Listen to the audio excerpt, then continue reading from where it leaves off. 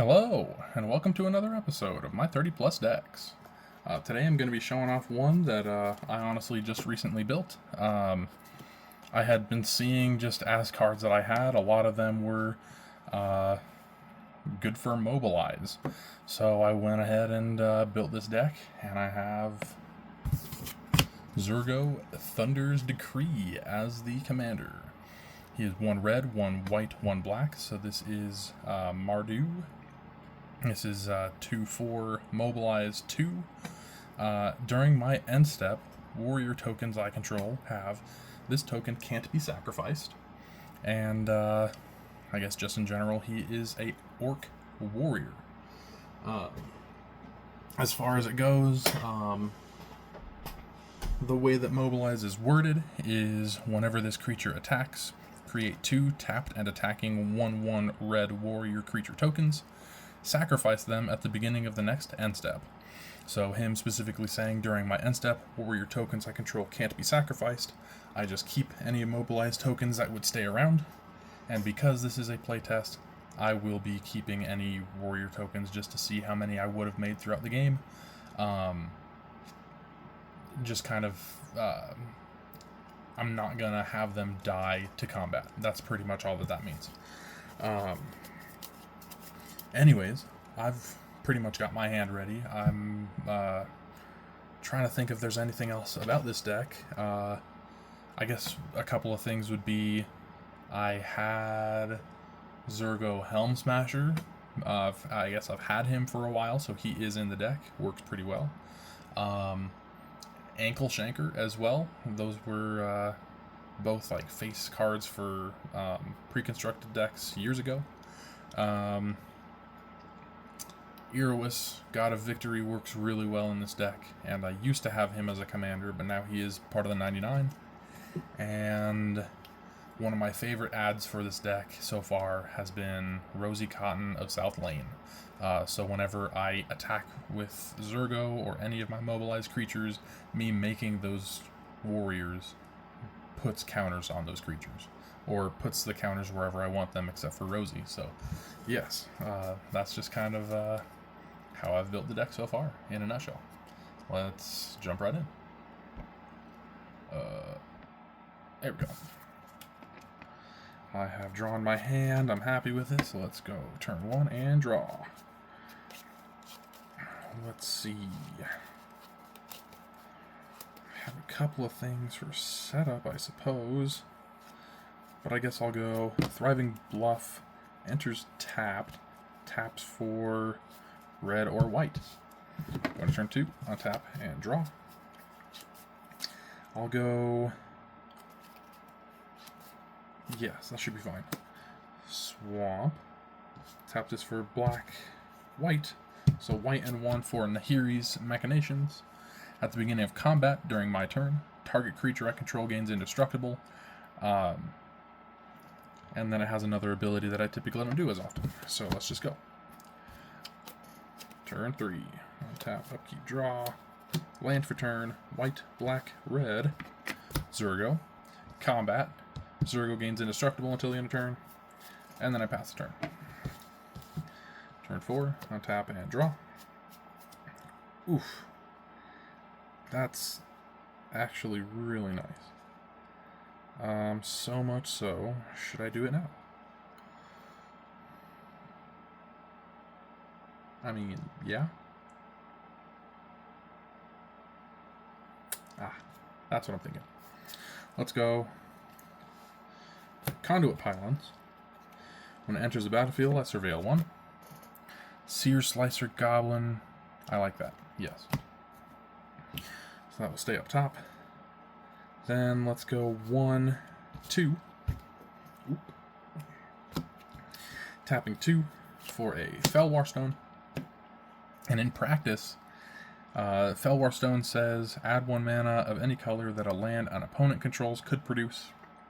Since I don't have any opponents or more, I'm playing as though I had 3 opponents, but I don't know what any of their colors are. They could all be running colorless decks. I just use Felwar Stone for colorless in practice games. That way in an actual game, it's better. So then I'll tap 2, and this for white. and Rosie Cotton of South Lane. She was literally my draw this turn. So when she enters, I'm making food. When that food enters, that is me making a token, so I put a 1/1 counter on any creature except for Rosie Cotton. Target creature I control, other than Rosie. And then I'll move to combat. Zurgo gains indestructible, declaring attack with Zurgo, making 2, count them, 2 warriors. And I try and have this purple die for a number of creatures, and then the black die for 1/1 counters. Or I'll go bigger as needed. Okay, declaration of attack. Make 2 warriors. Rosie sees that as 2 tokens. I put 2 counters on Zurgo, making Zurgo a 5/7 indestructible commander, and my 2 1/1 warriors. Yeah. Like I was saying, I'm not going to have these die in combat, so, but I'm also just not going to attack with them again. I'm just going to see how many I get. Let's go to end step, and they don't get sacrificed. Turn 5 will be untap.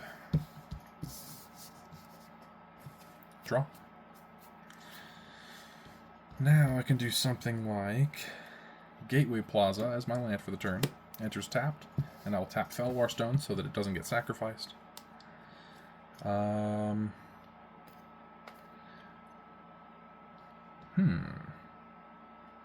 I think I'm also going to go with red and 1 for that Seer Slicer Goblin. And then I will move to combat. Zurgo gains indestructible, declaring attack with Zurgo. I make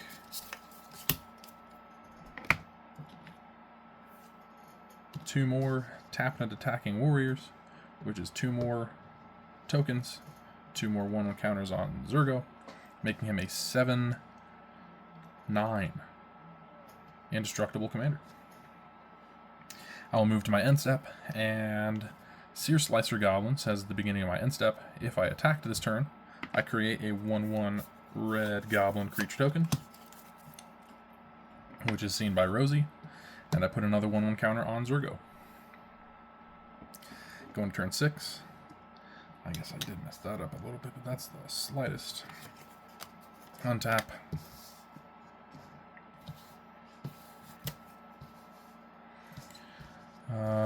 Nothing on upkeep, so draw. Interesting. Let's go red and 2 for Hanweir Garrison. This is a 2/3 human soldier. Whenever Hanweir Garrison attacks, put 2 1/1 red human creature tokens onto the battlefield, tapped and attacking. I also have 3 to work with. Let me just tap 1, and I'm going to swap cycle the Troll of Khazad-dûm.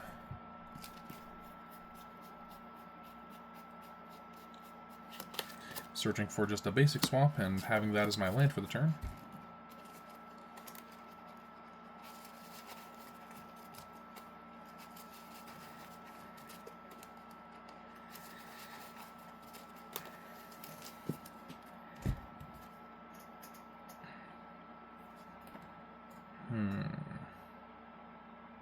And as far as it goes, I can't say that it would be as good as I want it to be. But in hand, I do have a Gruesome Fate. This says each opponent loses 1 life for each creature you control. And then I also have Nahiri the Harbinger. I can't do that this turn. But it has a plus to draw a card, or sorry, discard then draw. -2 to exile an enchantment, tapped artifact, or tapped creature. And then a -8 to search for an artifact or creature, put it on the battlefield. It gains haste and return it to my hand at the beginning of the next end step. Very good card. I have a couple of cards that I would look for, but you'd have to get there. So for right now, I will just go ahead and swing with Zurgo, choosing him for indestructibility, making 2 more tapped warriors, which is Now 8 1/1 counters on Zurgo.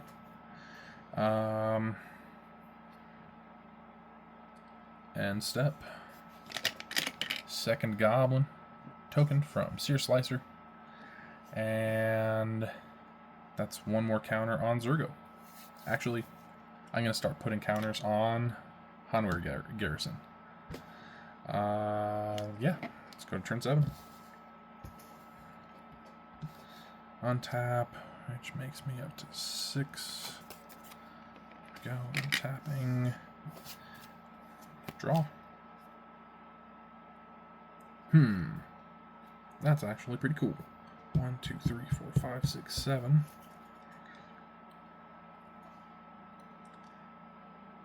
Could I do both?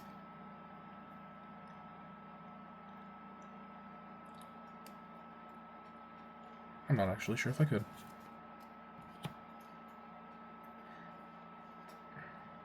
That's alright. That's alright. I don't need Nahiri. I don't really need Nahiri. Let's go red, black, white. Casting Reigning Victor. 3/3 Orc Warrior. Has mobilized 1. When this creature enters, target creature gets +1/+0 and gains indestructible until the end of turn. I will choose Hanweir Garrison. And then let's go to combat. I choose Zurgo to gain indestructible from Nahiri's Machinations. Declaring attack with Zurgo and Hanweir Garrison. I am making 2 tapped and attacking warriors and 2 tapped and attacking humans. They are red humans. I couldn't find any red humans in my collection, so I just have regular humans wearing red. And there are 2 of them. On declaration of attack, that is me making 4 tokens, so I'll put 4 1/1 counters on Hanweir Garrison. And with that additional +1/+0, he is an 8/8. Zurgo is an 8, 9, 10, 10, 12 for Zurgo.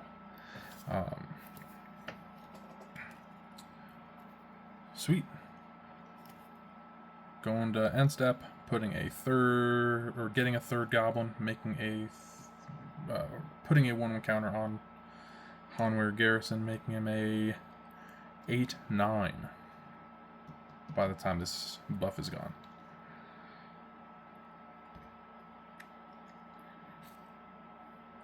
Gruesome Fate is a sorcery. I have been keeping track of these ones, even though I've just been saying that they haven't died. And if that's true, if none of them have died, then that's 6, 7, 8, 9, 10, 11, 12, 13, 14, 15, 16, 17, 18 creatures. But I'm guessing that most of them have died. So that would be 1, 2, 3, 4, 5, 6, 7, 8. 8 at least. 8 life lost for each opponent. That's not bad. And the Nahiri's I can't do just because of devotion. If the Felwar Stone could tap for red or white, then I'd be able to do it, because Gateway Plaza can tap for the other. Conduit Pylons is colorless. Swamp is not needed in Nahiri, so that's that. Let's go one more. Yeah. Ooh. Just as far as the deck goes, this one's doing exactly what it wants to do, attacking just about every turn it can.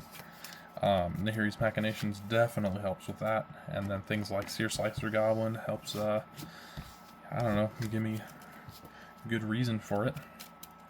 There's an Ox in this deck that's pretty much like at the beginning of each player's end step, if no creatures attack that turn, then the Ox gets a unique kind of counter and deals damage to that player equal to the number of counters on it, which I think is funny because I'm trying to attack every single combat. Yeah.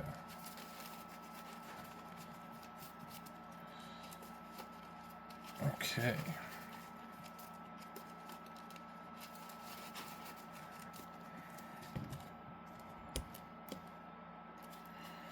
Three, 7. There we go. 1 land. I will not go with that. I'll just choose not to go with that. One other card that I just thought of that's kind of cool in the deck. I can't remember his full card name, but it's like Ryu. I know that much, and I know that I have an alter art. But pretty much he says, whenever a samurai or warrior you control attacks alone for the first time each turn, you get an extra combat. And Zurgo is an orc warrior, so I can just swing with him alone, and then mobilize 2 doesn't add to the creature's attacking, or adds the creature's attacking, but not declaration of attack. Anyways, pretty much means that I get a second combat, and I could also even swing all out in that second combat. It's sweet. Ooh, I like this hand. Maybe a little bit slow, but still, it should be fine. I think it'll be fine. Let's go. Draw. Land interest tapped. I gain a life technically. Pass. Let's go. Vibrant Cityscape, which is pretty much the new Evolving Wilds from Spider-Man set. I'm gonna crack that and search for what do I want to search for? Yeah, sure. I'll just search for a plains. And while I'm at it, I will tap 1. Swamp Cycle, Troll of Khazad-dûm, and I will search for a swamp. That swamp will go to my hand.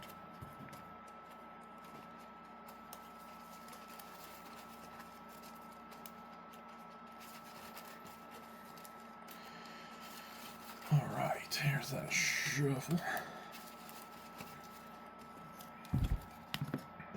There we go. Turn 3, untap, and draw. Let's go mount. Red, white, black. Zurgo. Turn 4, untap, and draw. Let's go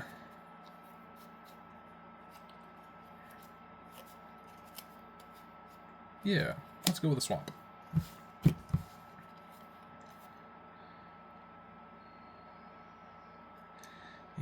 Interesting.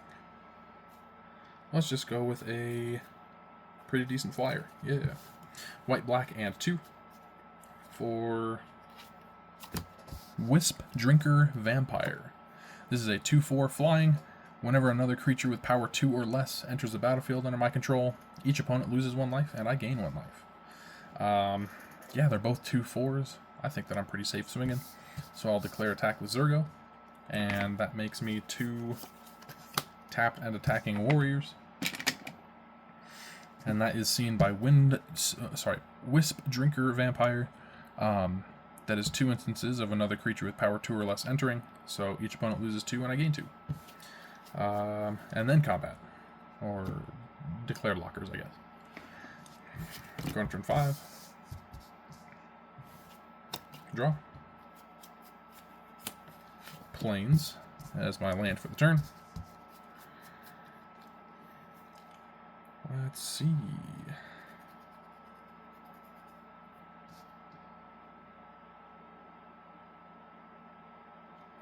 I guess I technically could. Let's go black and 2 for Warren Soul Trader. And then I will pay 1 life, sacrifice 1 warrior, and create a treasure, and I will immediately use that for white and 2. Anaffenza, Unyielding Lineage. This is a 2/2 flash first strike, so I could have done that at a different time, but it doesn't matter.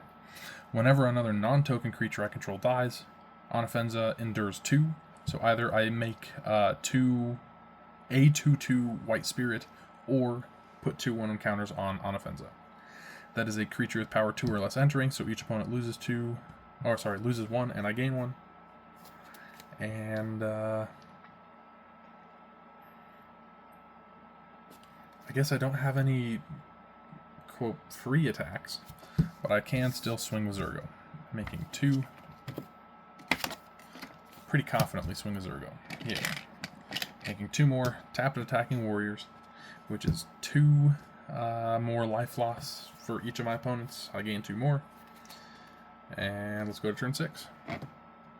Just keeping track of warriors. On tap. Draw. Now I do have 5 to work with. Let's just go for it. Let's run it out. Black, red, white, and 2. Zurgo Helm Smasher. Let me move things because I'm using so much everything. There we go. That's better. Zurgo Helm Smasher. 7/2 has haste. Attacks each combat if able. Has indestructible as long as it's my turn. And whenever a creature dealt combat damage by Zurgo Helm Smasher this turn dies, I put a 1/1 counter on Zurgo Helm Smasher. Go into combat. I think I'll just swing with the Helm Smasher. And, yeah. I could still swing a Zurgo Thunder's Decree. He would make 2 more warriors, which would drain 2 more, gain me 2 more, but... Oh, no, I might as well. 2 more tapped and attacking. And...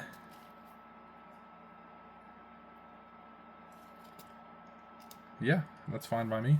Just as far as it goes, I do in hand have a Victimize. In case something dies, like if Zurgo were to die, I'd send him to the graveyard and Victimize. Probably sacrificing a warrior or something to that extent to get him back. And Troll of Khazad-dûm. I also have a Stelly Reclaimer, which I could warp in and return Zurgo back. But even at the 5 cost, I couldn't get that Troll back with a Stelly Reclaimer. Florian and Nahiri, but it's a different Nahiri than the last game. This one's making a 1/1 core, and I may attach an equipment to it, but I don't have any equipment out right now. Look at the top 6 cards, reveal a warrior or equipment from among them, put it in my hand, -3, which it could do right away, which is crazy. Deals damage to target creature or planeswalker equal to twice the number of equipments I control. This is only in here to make a 1/1 core. Neat. No, that's a lie. I do have equipments in here, but definitely not that many. More, I have other decks that could probably benefit from that more. Continuing. Let's just go to turn 7. Yeah. Let's see, that's 5 untapped. You go there, you go there, untapped. Draw. Land.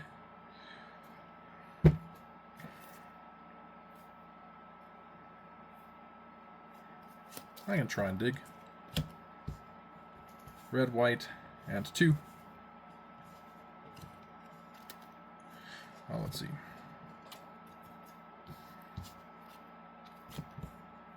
Something like that. Nahiri. Heir of the Ancients. Like I said, I'm digging, so I'm just going to go -2. Look at the top 6 cards. 1, 2, 3, 4, 5, 6. That is Agris Kos, but this is warrior or equipment. I could get Stadium Headliner. Other than that, no equipment. So Reigning Victor or Stadium Headliner. Reigning Victor does more for me. Stadium Headliner I could actually get out right now. I'll go with Reigning Victor. Oh, and that's very true. That's very true. I'll just sacrifice one of these warriors for red, black, white. Reigning Victor. Zurgo gets +1/+0 and indestructible until the end of turn. Swinging with both Zurgos. Creating 2 more tapped and attacking warriors. And that is another 2 life for each of my opponents lost, and I gain 2 more. Yeah, sweet. Heck yeah. That was definitely two very different games. I kind of like them both. With this deck, I've definitely been impressed with how, just how wide it goes. Truth be told, that is kind of because I'm keeping track of all these tokens that I'm making. I could stop that and just have it the 2 every time, assume that they die. But there are a couple of tricks in the deck where, oh, what is it? It's, I guess Irois is a great example. Prevent all damage that would be dealt to attacking creatures you control. And that's a keyword that I really appreciate in this deck, is attacking creatures. Not just whenever a creature attacks, blank happens. It's attacking creatures have this. So any of my attacking tokens are getting that buff.